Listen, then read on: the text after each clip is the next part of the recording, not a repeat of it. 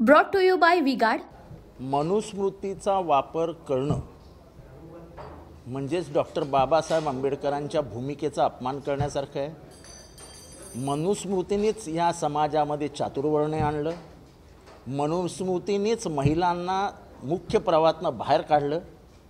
मनुस्मृतीमध्ये महिलांबद्दल अपमानकारक म्हणजे जे न शोभणारे आहेत ते शब्द वापरलेले आहेत आणि या सगळ्याचा राग म्हणून बाबासाहेबांनी मनुस्मृती महाडमध्ये 1927 साली जाळली. ह्या देशाच्या हितासाठी जाळले आणि संविधान आणलं. कारण का त्याच्यामध्ये काही काही कायदे होते की कोणी संस्कृत वाचलं तर काय करावं, कोणी संस्कृत शिकलं तर काय करावं, कोणी शिकलं पाहिजे, कोणी शिकू नये. 85% समाजाला शिक्षणापासून वंचित ठेवणारीच मनुस्मृती. आम्ही बोंबलून सांगत होतो बहुजन समाजाला की हे आज ना उद्या मनुस्मृती आणणार. लोकांच्या लक्षात आलं नाही. आता आलं तुमच्या पाठ्यपुस्तकात. आता तरी डोळे उघडा. आणि ते महाराष्ट्रात आलं. म्हणजे ज्या महाराष्ट्रात बाबासाहेबांनी मनुस्मृती जाळली, इथल्या शोषित समाजाला न्याय देण्यासाठी, इथल्या समाजाच्या मुख्य प्रवाहापासून बाहेर फेकलेल्या गेलेल्या समाजाला न्याय देण्यासाठी, त्याच महाराष्ट्रामध्ये जर मनुस्मृती असेल तर बाबासाहेब वरनं काय विचार करत असतील.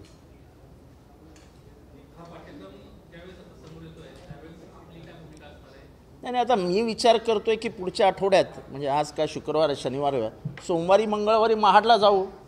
महाडला बाबासाहेबांच्या पुतळ्याला वंदन करू आणि महाराष्ट्रात एक मोठं आंदोलन उभं करू. तिथेच आम्ही परत एकदा ती मनुस्मृती जाळू. आणि बाबासाहेबांच्या विचारांचे करोडो नागरिक या देशभरात आहेत, महाराष्ट्रात आहेत. त्यांच्या विचारांना मानणारा भाइयों बहनों, उनके राज में पावर रहे अनस्टेबल और हम रखे सब स्मूथ और स्टेबल. हमारा नेता कैसा हो जो स्टेबल पावर दे वैसा हो. अब की बार V-Guard AC स्टेबलाइजर का चमत्कार. वर्ग आहे समाजामध्ये सर्व स्तरावर बाबासाहेबांना मान्यता आहे.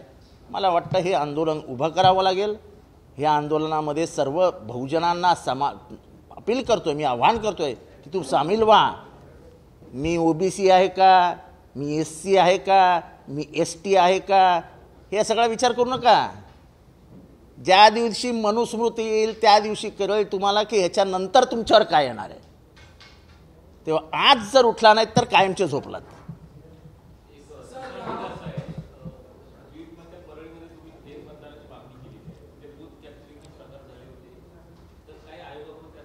आयोगाकडनं काही अजून आमच्याकडे आलेलं नाही. आम्ही निवडणुकीच्या अगोदरच काही बूथ्सबद्दल क्रिटिकल बूथ म्हणजे सेन्सिटिव्ह बूथ म्हणून एक यादी पाठवलेली होती. त्याबाबत आयोगाकडनं कुठलेही प्राथमिक उपचार करण्यात आले नाहीत, त्याच्यावर काही उपाय योजले नाहीत. एक इन्स्पेक्टर बूथवरती चाळे चालू आहेत म्हणून गेला असता त्याला वरनं फोन आला आणि त्याला तिथनं बाहेर जावं लागलं. म्हणजे जर अशी यंत्रणा वरती काम करत असेल जी मतदानाच्या प्रक्रियेवरच लक्ष ठेवून असेल तर देशामध्ये लोकशाही शिल्लकच राहणार नाही. अहो व्हिडिओ आहेत ना. गुजरातसारख्या राज्यामध्ये एक व्हिडिओ बाहेर आला तर तिथल्या आरोने 15 मिनिटात तिथे रिपोलिंग डिक्लेअर करून टाकलं. इथे 100च्या वरती व्हिडिओ आहेत. माणसं येत आहेत, जात आहेत, कोणी घुसतंय, कोणी कुठेही बसतंय. ती काय फिरण्याची जागा आहे का, थिएटर होतं ते. चला मशीन बघायला जाऊया. काय मशीन काय प्रदर्शनासाठी ठेवलं होतं. CCTV फुटेजची मागणी केलेली. त्या आयोगाने सांगितलं 50% रँडम आणि कुठेही लावलं आहे. त्यामुळे असं काय आम्हाला सांगता येणार नाही की कुठे काय झालं आणि आम्ही काय देऊ शकू.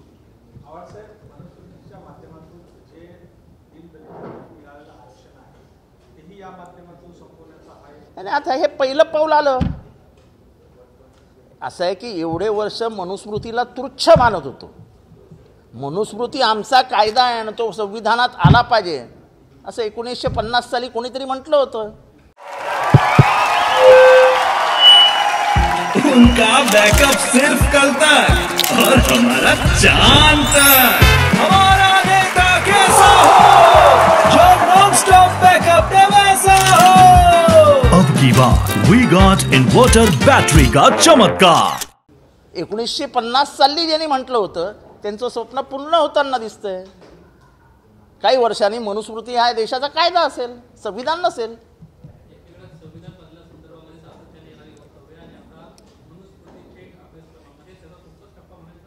मी तर तेच सांगतोय ना, इंचानी ते पुढे चालेल, इंचानी.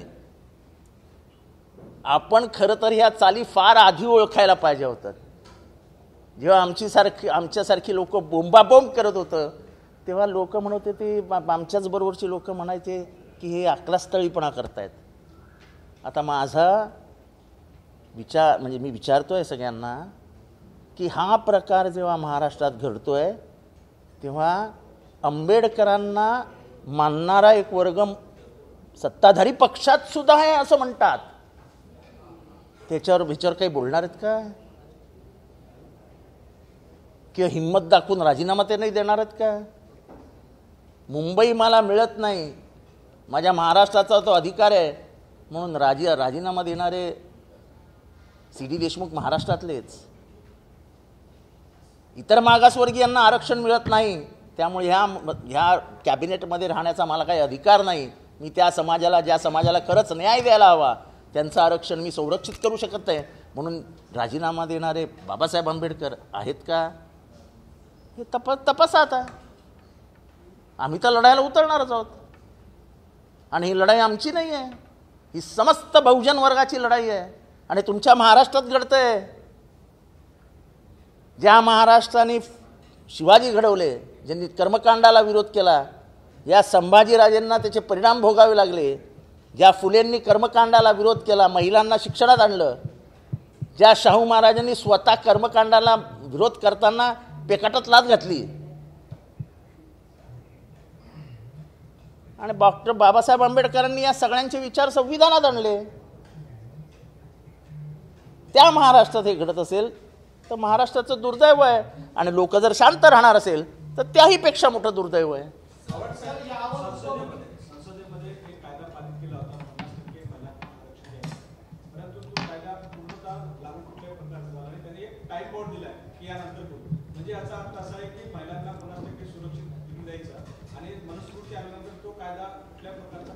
असं आहे की मनुस्मृतीचे एक वाक्य जर कधी महिलांना व्यवस्थित समजून सांगितले ना तर महिला पुरुषांना मारतील, पुरुषांना, की तुम्ही हे कसं काय मान्य करता आणि तुम्ही काय करतात घरी बसून. त्याच्यातलं एकच वाक्य मी सांगतो आणि इथे थांबतो. त्याच्यात असं म्हटलेलं आहे मनुस्मृतीमध्ये की प्रत्येक महिलेच्या डोळ्यात फक्त वासना भरलेली असते. त्याचा पुढे काय मी अर्थ सांगत नाही, पण मला एवढंच विचारायचं आहे की माझ्या आईच्या डोळ्यात जर वासना असेल तर मनूला आई नव्हती काय? मनू पण कोणाच्या तरी गर्भातनं आला ना बाहेर, का वरनं आला? म्हणजे आपल्या आया बहिणींबद्दल असं लिहिलेलं गेलेल्या पुस्तकामध्ये, त्या पुस्तकाला जर आपण राजमान्यता देत असेल तर आपल्याला आपल्या आईबद्दल, बहिणीबद्दल, बायकोबद्दल किती आदर आहे तेच दिसून येतं. त्याच्यावर अधिक काही बोलायला नको. सर, यावर देवेंद्र फडणवीसांनी वक्तव्य केलेले, ते म्हटले की महाराष्ट्रात मनाचेच लोक हे वर्षानुवर्षे बोलले जातात, त्यामुळे अभ्यासक्रमात आल्याचे विनाकारण कोणीही संभ्रम निर्माण करू नये. आता त्यांना ते बोलावं, मना सज्जना भक्तिपंथ असं जावे.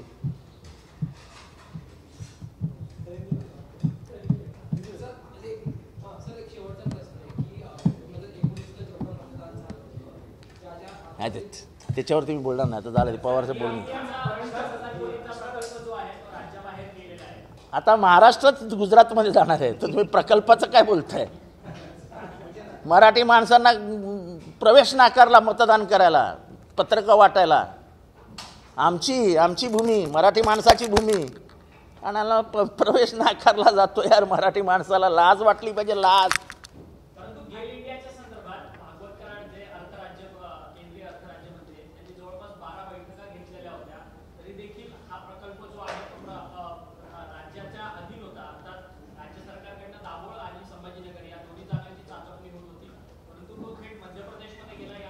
अहो, मी तुम्हाला सांगितलं ना, काही दिवसांनी महाराष्ट्र गुजरातमध्ये गेलेला नाही, दिसला नाही, म्हणजे गेला नाही म्हणजे नशीब समजा. आता जे जाते ते जाऊ द्या, ते तुमच्या हातात पण नाही थांबवणं.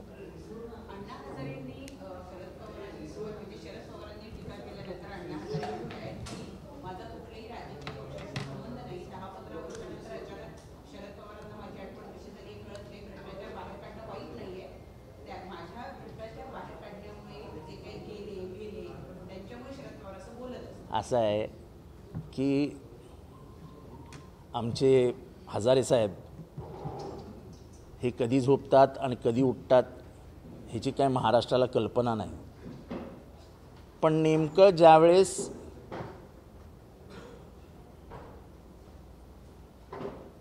पुरोगामी विचारांची सरकार असतात तेव्हा अण्णा हजारे असे खडखडीत जागे असतात, असे टोळे वटारून बघत असतात इथे तिथे. आमचं तेवढंच म्हणणं आहे, समान न्याय हक्क महाराष्ट्रात डॉक्टर बाबासाहेब आंबेडकरांनी आणला, अण्णा हजारेंनी कधीतरी त्याचं पालन करावं.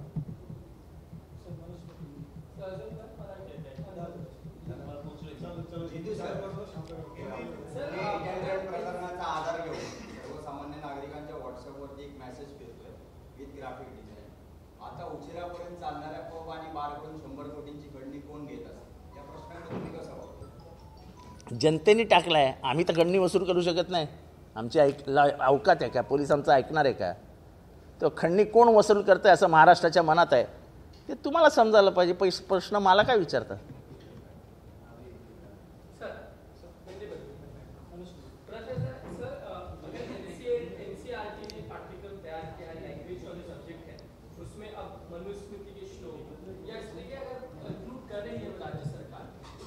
देखो, राज्य सरकार के दिल में आना मनुस्मृति को हम लाएंगे, ये महाराष्ट्र नहीं पूरे भारत भूमि का अपमान है.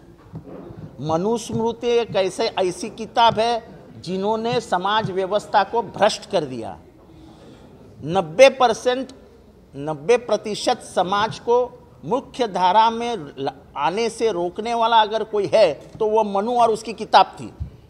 अब उसी किताब को अगर वापस ला रहे हैं तो डॉक्टर बाबा साहेब अम्बेडकर ने जो 1927 में कहा था और जो शिवाजी महाराज, संभाजी महाराज, फुले, अम्बेडकर, शाहू, इन्होंने कृति करके बताया था कि ये गलत है, महिलाओं को समाज व्यवस्था से बाहर मत रखो. जब शिवाजी महाराज ने अपने माँ से कहा था कि तू सती नहीं जाएगी, उन्होंने कर्मकांड को विरोध किया था. इसका सीधा मतलब था कि वो मनुस्मृति के खिलाफ थे. और मनुस्मृति में 1927 में महाड़ में जलाने वाले हमारे डॉक्टर बाबा साहब अम्बेडकर ने उसको खारिज करके संविधान लाया. खत्म हो जाएगा सब.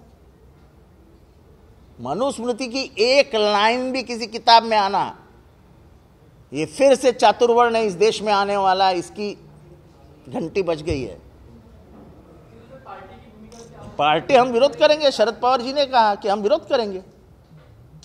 हम आंदोलन छेड़ने जा रहे हैं. अगले हफ्ते में हम महाड़ में जाके पहले मनुस्मृति वहीं जलाएंगे जहां बाबा साहब ने जलाई थी. और इसमें कोई पार्टी बिल्टी नहीं, हम पूरे बहुजन समाज को बुला रहे हैं कि ये मेरे ऊपर नहीं आने वाला है, ये उन गरीब बच्चों के ऊपर आने वाला है जिनकी जिंदगी आज शुरू हुई है.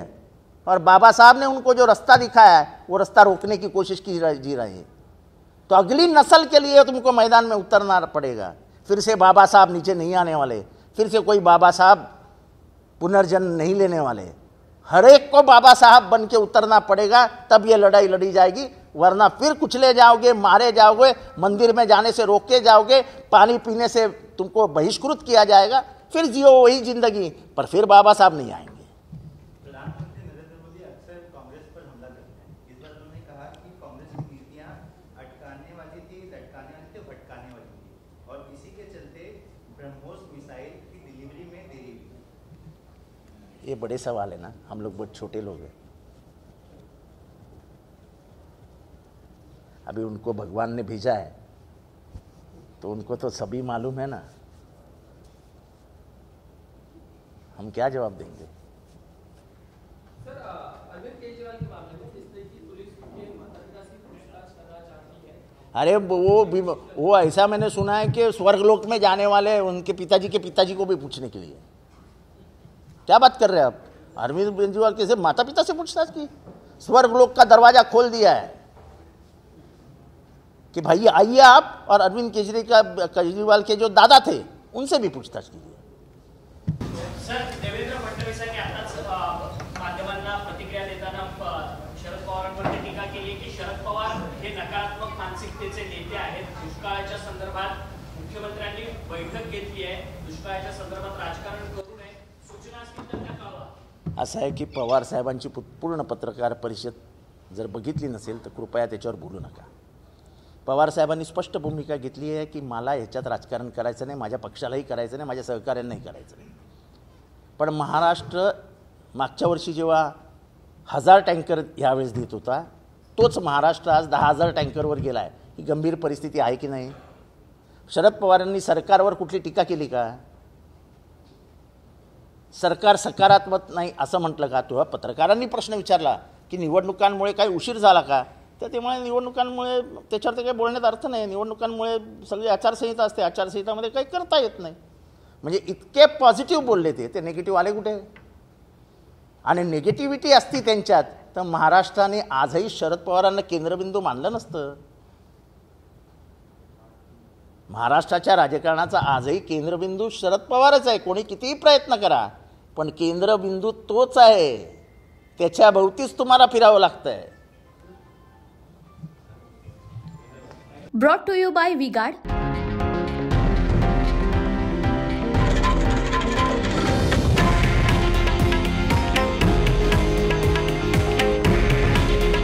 हे आहे देशातील नंबर 1 न्यूज नेटवर्क आणि आपण पाहत आहात TV9 मराठी. काळजी तुमची, हित महाराष्ट्राचं.